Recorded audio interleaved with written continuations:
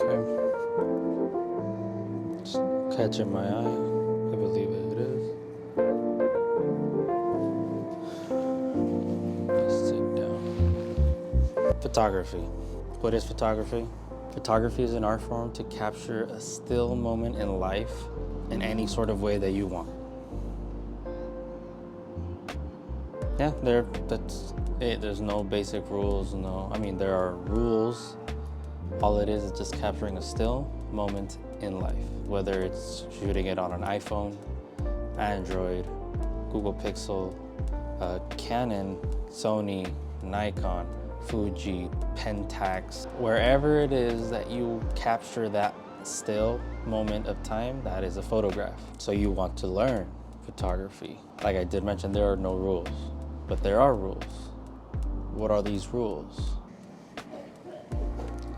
So, photography, rules. What are those? That's what we're gonna talk about. But, Roger, didn't you just say there were no rules at all and that photography is just capturing a still moment in life? Yes. But there is also a couple of rules if you wanna better that image. You can go about shooting all day, the phone, perfectly fine. I started with the phone myself. But let's say you took that next step. You got yourself a camera, DSLR, mirrorless, whatever. But you have the capability to take that extra leap, that step, to shoot in manual. There are a couple of rules to understand about shooting in manual. First and foremost, the triangle. I don't know if that actually came. We'll see. I don't know, because I can't really see. But there's a crazy lady down there talking about whatever. There's this equilibrium or this balancing triangle that you gotta work with, and that is this triangle. Or I'll put it on this side. This triangle. Just grab that triangle real quick, show you. So this triangle that I am talking about obviously has three different aspects, three different factors. Your ISO, your aperture, and your shutter speed. ISO, aperture, shutter speed. Each corners of the triangle. We want to always balance this triangle to create the best image possible when we're shooting in manual. We're taking control of how the camera is reacting to light. Let me start with the first angle of the triangle, which is the aperture. The aperture, you might know it as called an f-stop. It's the numbers that are attached to the lens. Usually the lenses are the important part of this part, which is the aperture. There is closed aperture, open aperture. So the aperture has to do with those little small numbers. But is it just a number? No, it's not just a number. The aperture basically is controlling the shutter, not the shutter speed, but the shutter. How open or closed the shutter is inside of the lens. How much light are you letting in versus how much light are you taking out?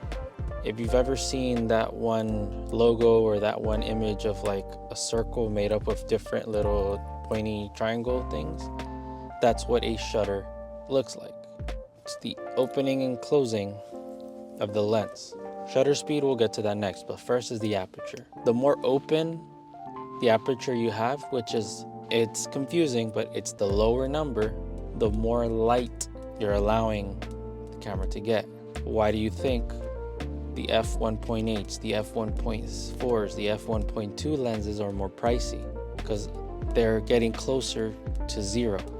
The closer you are to zero, there's never a lens with a zero, but the closer you are to zero, the more light you're allowing into the camera. That's one thing that happens with the aperture. The second thing that happens with the aperture is you're getting less things in focus. The shutter, yes, it might be with the lower aperture, f-stops, it's gonna be more dialed in to focus on a specific location, object, person, whatever it may be. f1.2, I don't have a 1.2 lens, but I'll show examples of f1.8. As you can see, has more bokeh, more blurry background, more of a focus on one specific thing, especially when it's gonna focus on my hand, and the background here is, This is an f2.0. But as my hand is in focus, you see the background is blurred. Take it away, it's gonna obviously focus to my eye. But the lower f-stop, the more bokeh you're introducing, but the more light you're introducing.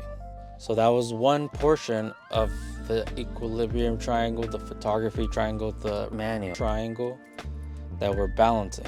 Our second one, let him explain. So the second important thing about the triangle, this manual triangle, this equal triangle, this equilibrium triangle, is the shutter speed. So we're talking about the shutter in terms of aperture for the first part. So that's how open, how close is that shutter. But now we're talking about the shutter speed, is how fast that shutter closes and opens to allow either little light or a lot of light to be captured. So it's the same way the eye works. So if you close your eyes for a long time, your eyes are adjusting to the darkness. The longer you hold it, the more it's adjusting. And as soon as you open it, like your eyes are surprised by a lot of bright light. Same thing goes with the shutter speed, shutter time. The more you have that shutter closed, the more light is gonna be captured once it opens. It's like an eye. If you get your eyes accustomed to the dark, it's gonna be brighter as soon as you open it. Then if you just close it and open it, was like a blink. And then at fast shutter speed will be like a super fast blink, where you're just like, you're not allowing a lot of light to go in. I don't know if that makes sense, but you're not allowing much light to be taken into the sensor because you're just rapidly opening and closing that shutter. But here's the second thing to the shutter speed. Again, the faster the shutter speed, the quicker you open and close it, you're holding action, you're holding movement in time, in space, and like you're capturing something on the moment. So that's really, really, really good for sports photography, or for a moment you would not like to miss, whatever it might be, a gender reveal, might be certain times in a wedding, not every certain time, but that's why it's nice to be able to control these kind of factors. And then the opposite would be, the longer you hold closed, the more drag, the more blurriness the picture will come out. Yes, it allows more light, but also you're allowing more imperfections or more blurry images. If you've ever seen those photographs where you capture a freeway, but the freeway just looks like a bunch of red and white lines going across. You don't see the cars, but you see the lights that are going. That's shutter drag. It's painting a picture of lights because it's moving as you're capturing the image. Same thing with astrophotography. You can hold down up to 30 seconds or even longer if you do bulb option, if you do the bulb option until you release it. But any slight movement and it will blur out your image. So that's another. And then third option, I'm gonna pass it back to our guy back there. And third option we're talking about is ISO. ISO should pretty much be the last thing to worry about. Always just try to keep it at its base ISO, whether it's 100, 400, 800, whatever the base ISO is. Try to keep it at that and work your way around with the other two. Yes, it's very useful in low light situations because you're basically allowing the sensor to become a little more sensitive to light. The more ISO you introduce, the brighter image you're getting. The only downside to ISO is that if it's not in its base ISO or you push it too far, that's when it can start introducing grain to the image. That's why low light photography requires more skill in a sense, more light in a sense. Basically ISO. The lower ISO, the less amount of light you're doing. The higher the ISO, the more amount of light you're doing, but grainier image. Lower ISO, not typically always the cleanest image. That's why I said base ISO, because it's always at the base ISO of the camera. In my case, my base ISO for my camera is either 400, 800. I'm not too sure on that. I'll have it correct on the screen. But this kind of all entails of the way we have to balance this triangle, where we want our image to be what we want it to be. Astrophotography, for example. You want to capture the stars, so you need to allow a lot of light in, but you don't want to push the ISO too far where you get grain. You might not even have a f-stop low enough to capture it.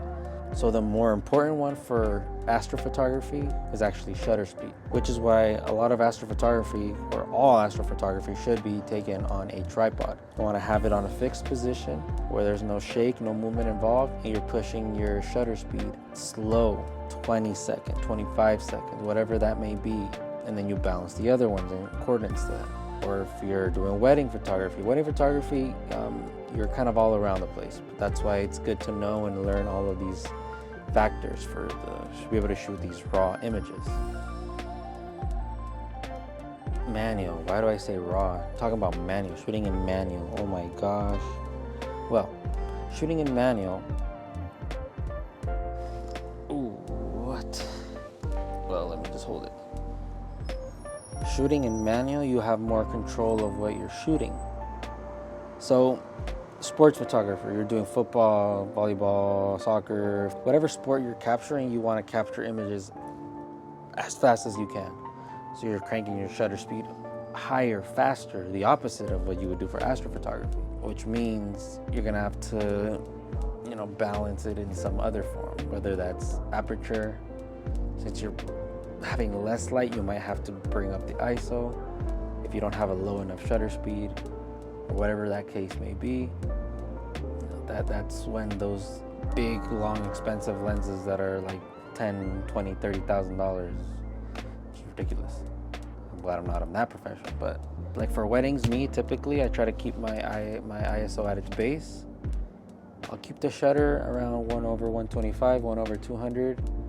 It's fast enough that it's not introducing much or any sort of drag or blurriness, but it's light enough that I don't have to push the ISO too far high, especially when I don't have maybe the best lenses that are out there. So that's kind of what the whole game that you play to balance this triangle is while you shoot in manual mode.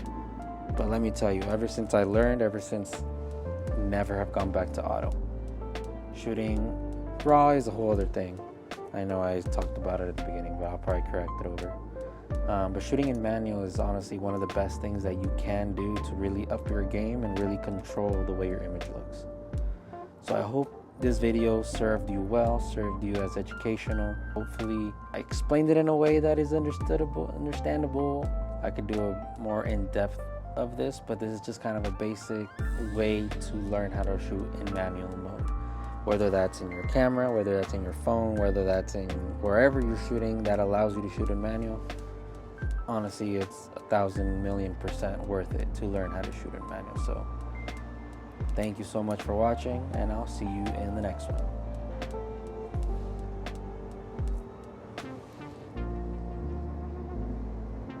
Didn't even go black.